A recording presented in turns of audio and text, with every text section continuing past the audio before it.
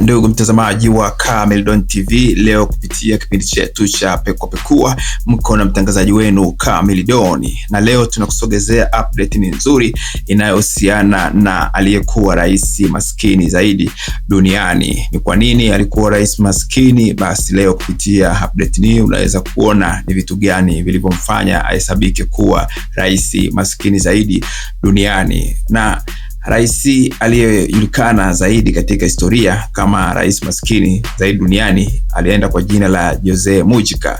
Huyu alikuwa ni rais wa nchi ya Uruguay kuanzia mwaka 2010 hadi pale mwaka 2015.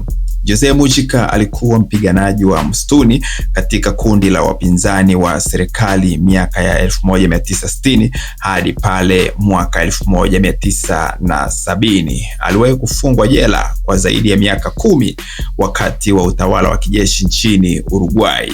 Alipokuwa rais alijulikana duniani kwa sababu aliishi maisha ya rahisi sana kama mtu wa kawaida.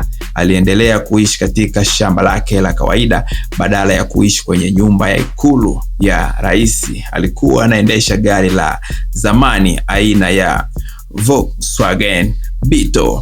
Alikuwa anatoa karibia 90% ya mshahara wake kusaidia watu maskini na miradi ya kijamii. Kwa sababu hiyo, vyombo vya habari duniani vilimuita rais maskini zaidi duniani. Tabia na falsafa yake, Jose Mujica alisema mara nyingi maskini ni yule mwenye kidogo, bali sio yule anayehitaji mengi.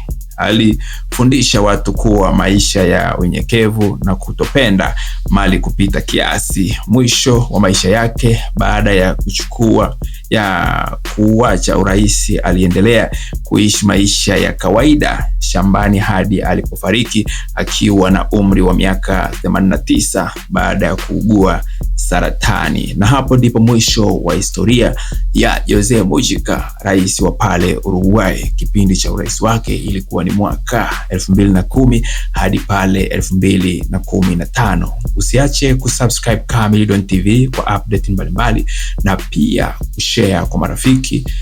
Tuko pamoja.